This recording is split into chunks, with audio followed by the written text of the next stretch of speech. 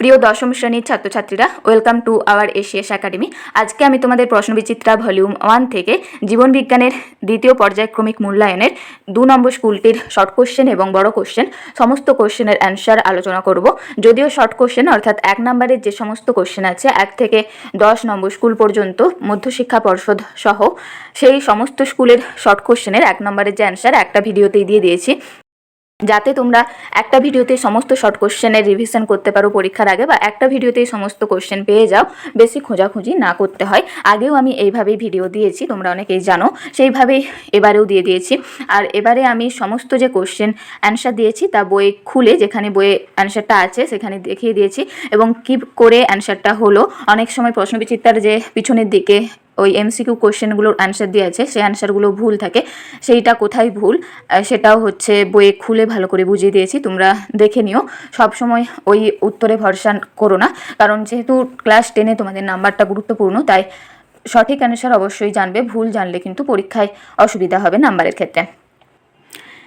দেখো তাহলে শুরু করা যাক। প্রথম কোশ্চেন আছে, যৌন জনন সম্পর্কিত কোন বক্তব্যটি সঠিক নয়? গয়েরটা, অপত্য জীব জিনগতভাবে জনিত্রী জীবের অনুরূপ হয়, এটা হচ্ছে সঠিক নয়, কারণ অপত্য জীব জিনগতভাবে জনিত্রী জীবের থেকে ভিন্ন হয়, অযৌন জননের ক্ষেত্রে অনুরূপ হতো।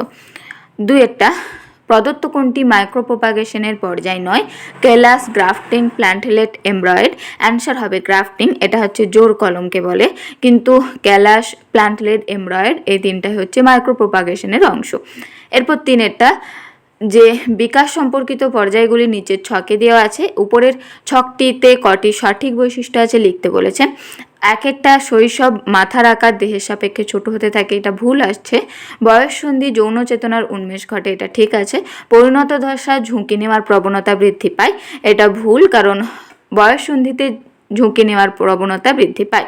বার্ধক্য দশায় হচ্ছে ঋণাত্মক দৈহিক বৃদ্ধি ঘটে। তাহলে এটাও ঠিক আছে, ঠিক অপশন আছে তাহলে 1-এরটা এবং 4-এরটা, অর্থাৎ 2টি ঠিক আছে। তাহলে অপশন খ-এরটা যে 2টি ওইটা হবে সঠিক অ্যান্সার। এই অ্যান্সারটাও বইয়ের অ্যান্সার আমি খুলে বইয়ের যেখানে অ্যান্সারটা দেওয়া আছে ভালো করে বুঝিয়ে দিয়েছি। তোমরা যদি আরও ডিটেলসে বুঝতে চাও তাহলে অবশ্যই যে 1 থেকে 10-এর যে একটানা ভিডিওটা দেওয়া আছে 1 ঘন্টা, সেই ভিডিওটা দেখে নিও, তাহলে তোমরা অনেকটাই উপকার হবে তোমাদের, আর নির্ভুল উত্তর জানতে পারবে।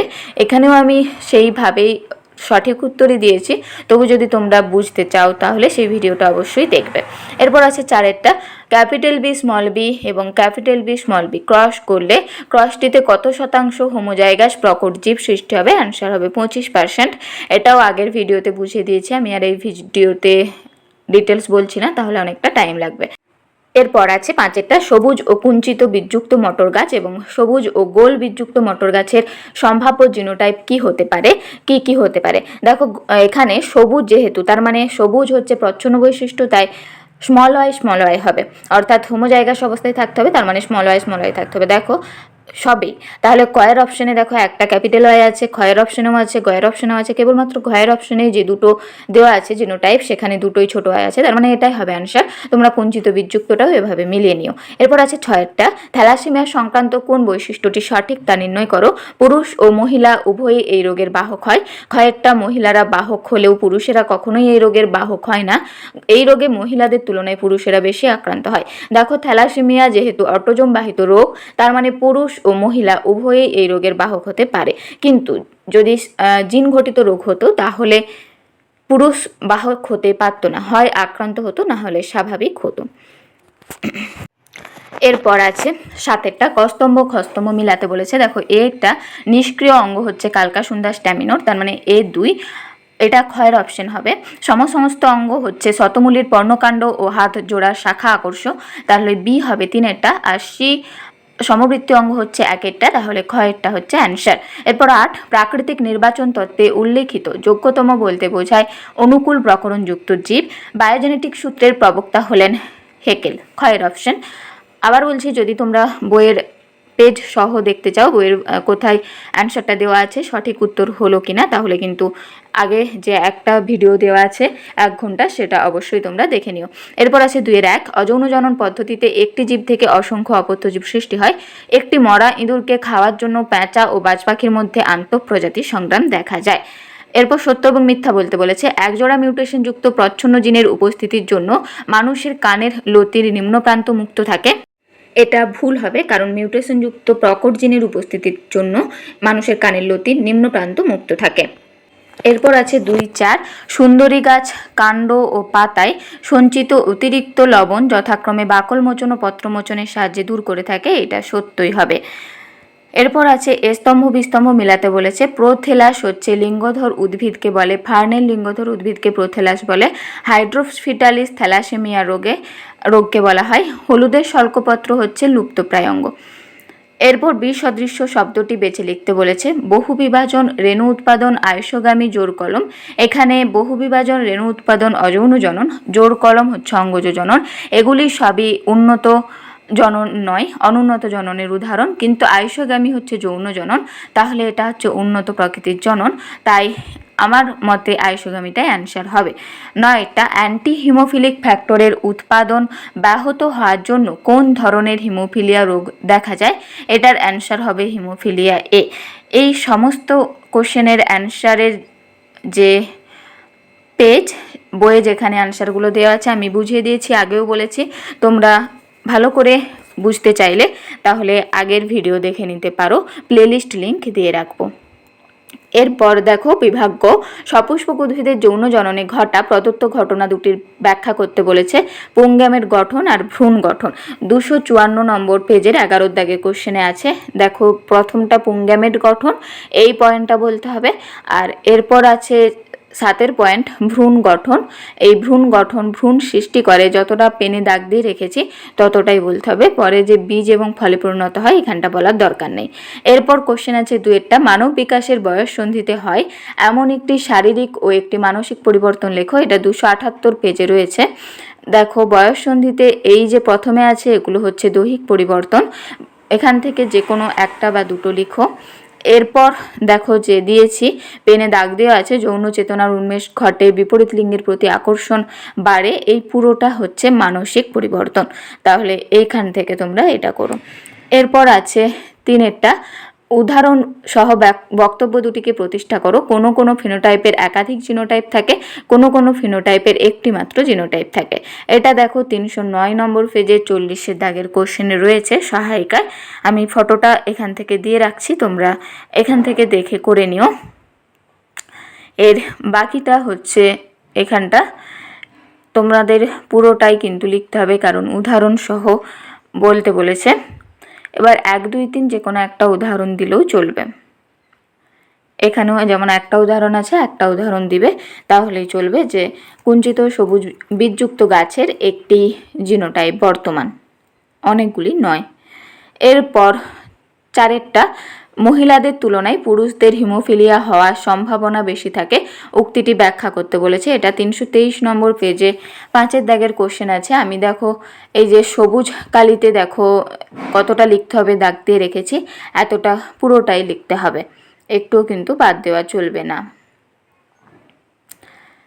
এরপর কোশ্চেন আছে 5 একটি লাল ফুল বিশিষ্ট সন্ধ্যামালতী গাছের সঙ্গে সাদা ফুল বিশিষ্ট সন্ধ্যামালতী গাছের সংকরায়নে F2 জনুতে ফিনোটাইপ ও জিনোটাইপের অনুপাত একই হওয়ার কারণ কি? এটা বইয়ে ভালো দেওয়া নেই, তাই 12 বই থেকে ফটোটা দিলাম। দেখো রেড কালার পেন দিয়ে আমি যতটা লিখতে হবে দাগ দিয়ে দিয়েছি এবং ফার্স্ট ব্র্যাকেটের মধ্যেও ঘিরে রেখেছি যাতে কতটা লিখতে হয় তোমরা বুঝতে পারো। এরপর কোশ্চেন আছে 6 অত্যধিক হারে বংশবিস্তার দ্বারা জ্যামিতিক হারে সংখ্যা বৃদ্ধি জীবের একটি সহজাত প্রবৃত্তি, দুটি উদাহরণের সাহায্যে বক্তব্যটি ব্যাখ্যা করতে বলেছে। দেখো এখানে 24 দাগের কোশ্চেনে আছে, এখান থেকে দেখে নিও। উদাহরণ 4টা দেওয়া আছে, তোমরা যে কোনো 2টি বা 3টি করো। এরপর আছে 7 কোয়া সার্ভেট থেকে প্রোটোসেলের উৎপত্তি কিভাবে ঘটেছিল তা প্রাণীর জৈব বিবর্তন তত্ত্বের দ্বারা ব্যাখ্যা করো। 381 নম্বর পেজে 10 দাগ। দেখো এটাও আমি রেড কালিয়ে আন্ডারলাইন করে রেখেছি, যতটা 1 দাগটা আর 3 দাগটা বলতে হবে। এরপর আছে 8 প্রদত্ত দুটি ক্ষেত্রে মৌমাছিদের কী ধরনের আচরণগত বৈশিষ্ট্য দেখা যায়? খাদ্যের উৎস 100 মিটার বা তার কম হলে আর খাদ্যের উৎস 100 মিটারের বেশি হলে। দেখো এখান থেকে করে নিও 1 দাগ 2 দাগ, যে খাদ্যের উৎস যদি 100 মিটার দূরত্বের মধ্যে হয় তাহলে চক্রাকার নৃত্য, আর বেশি হলে ওয়াগেল বা ওয়াগটেল নৃত্য করে। এরপর বিভাগ ঘ 4-এর 1-একটা রেখাচিত্রের সাহায্যে ফার্নের যৌনুক্রম বর্ণনা করতে বলেছে। দেখো এখানে রেখাচিত্রের মাধ্যমে ফার্নের যৌনুক্রম পর্যায় চিত্রটা দেওয়া রইল সহায়িকার পেজ থেকে। এরপর আছে 4-এর 1-একটা দেখো 261 নম্বর পেজে রয়েছে বায়ুপরাগী ও পতঙ্গপরাগী ফুলের পার্থক্য লিখতে বলেছে। ফুলের গঠন প্রকৃতি আর পরাগরেণু এই দুটো পয়েন্টই এখানে বলতে হবে। যেই পয়েন্ট বলেছে সেই পয়েন্টই তোমাদেরকে কিন্তু বলতে হবে। এরপর আছে প্ল্যানেরিয়ার পুনরুৎপাদন পদ্ধতিটি লিখতে বলেছে।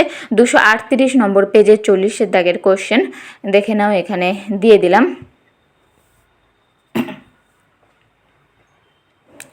এই যে পরিণত প্ল্যানেরিয়া থেকে প্ল্যানেরিয়ার পুনরুৎপাদন যে শব্দ ছকটা দেওয়া রয়েছে এটা কিন্তু দিবে। এরপর কোশ্চেন আছে মূল কাণ্ড পাতার মাধ্যমে উদ্ভিদের প্রাকৃতিক অঙ্গজ বংশবিস্তার উদাহরণ সহ লিখতে বলেছে। এটা টেক্সট বুকের 61 নম্বর পেজে রয়েছে, দেখে নাও, এখান থেকেই কিন্তু তোমরা অ্যান্সারটা করো। এরপর কোশ্চেন আছে 4-এর 2 মটর গাছের বীজের বর্ণ ও বীজের আকার এই দুটি বৈশিষ্ট্য নিয়ে মেন্ডেল দ্বিসংকর জননের পরীক্ষা করেছিলেন। এই পরীক্ষায় F2 জনুতে যে কটি হলুদ ও গোলাকার বীজযুক্ত মটর গাছ উৎপন্ন হয় তাদের জিনোটাইপগুলি লিখতে বলেছে। এটি 296 নম্বর পেজে রয়েছে সহায়িকায়, দেখে নাও। দেখো হলুদ ও গোল বীজের এই যে জিনোটাইপ দেওয়া আছে যেই 4টা, ওই প্রথম পয়েন্টটা পুরোটাই লিখতে হবে। ফিনোটাইপ, জেনোটাইপ আর জিনোটাইপিক অনুপাত 2, 3, 4 লেখার দরকার নেই, প্রথমটা লিখতে হবে। এরপর কোশ্চেন আছে মটর ফুলের কাণ্ডে অবস্থান এবং ফুলের রং এই দুটি চরিত্রের প্রকট ও প্রচ্ছন্ন বৈশিষ্ট্যগুলি লিখতে হবে। 293 পেজে রয়েছে। দেখো ফুলের রং মানে 3-এর পয়েন্টটা আর ফুলের অবস্থান মানে 6-এর পয়েন্টটা লিখতে হবে প্রকটধর্মী প্রচ্ছন্নধর্মী হিসাবে।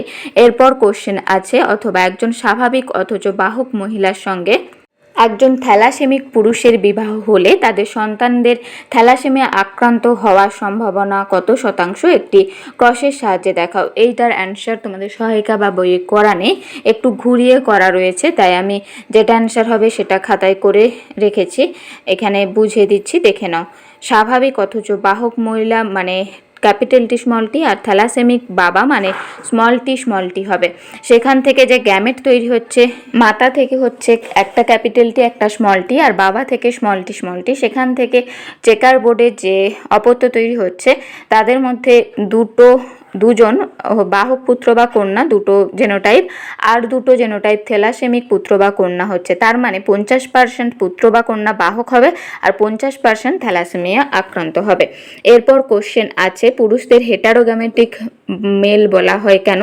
310 নম্বর পেজের 54 দাগের কোশ্চেন রয়েছে সহায়িকায়, এখান থেকে দেখে করে নিও। এরপর কোশ্চেন আছে 4-এর 3 জীবাশ্ম বলতে কি বোঝায়। 346 নম্বর পেজে 7-এর দাগের কোশ্চেনে রয়েছে। এখানে দেখো কাকে বলে জীবাশ্ম বা ফসিল কি, উপরে লেখা আছে, করে নিবে এখান থেকে। এরপর আছে বিভিন্ন জীবাশ্মের উচ্চতা দাঁতের ও পায়ের আঙুলের পরিবর্তন দ্বারা ঘোড়ার বিবর্তনের ইতিহাসকে কিভাবে ব্যাখ্যা করা যায়। 346 নম্বর পেজে আছে, এখানে যেগুলো দাগ দেওয়া আছে 3, 4, 5 এই অপশনগুলো যুগ অনুযায়ী লিখতে হবে। পরপর যে মেরি জীবাশ্মে যা যেখানে আমি পেনে দাগ দিয়ে রেখেছি শুধু ঘোড়ার বিবর্তনের ধাপ আর দৈহিক বৈশিষ্ট্য আর যুগ এগুলো লিখতে হবে। এরপর কোশ্চেন আছে মাছের পটকা এবং পায়রার বায়ুথলি কিভাবে অভিযোজনে সাহায্য করে। আমি দুরকম অ্যান্সার দিয়েছি, যদি ছোট অ্যান্সার লিখতে চাও তাহলে প্রথমে এগুলো লিখবে পটকা আর পরে বায়ুথলি, আর যদি ডিটেলসে বড় করে লিখতে চাও তাহলে সহায়িকায় এখান থেকেও লিখতে পারো। যে পেজ নাম্বারটা দেওয়া আছে সেগুলো এই পেজেরই পেজ নাম্বার দেওয়া আছে। এরপর শেষ কোশ্চেন শুষ্ক মরু অঞ্চলে জলের ক্ষয় রোধে ক্যাকটাসের দুটি অভিযোজনগত বৈশিষ্ট্য লিখতে বলেছে। দেখো 13-র দাগে যে অ্যান্সারটা আছে এখান থেকে তোমরা দেখে করে নিও। তো এই পেজের সমস্ত কোশ্চেন অ্যান্সার আলোচনা করে দিলাম, এইভাবে পরবর্তী পেজের অ্যান্সারও আমি খুব তাড়াতাড়ি দিয়ে দেব। তাই যদি তোমাদের ভালো লাগে এইভাবে অ্যান্সার দেওয়া তাহলে সাবস্ক্রাইব করে রেখো পরবর্তী ভিডিও পাওয়ার জন্য, আর কমেন্ট করে অবশ্যই জানিও। তো চলো আজকে এই পর্যন্তই।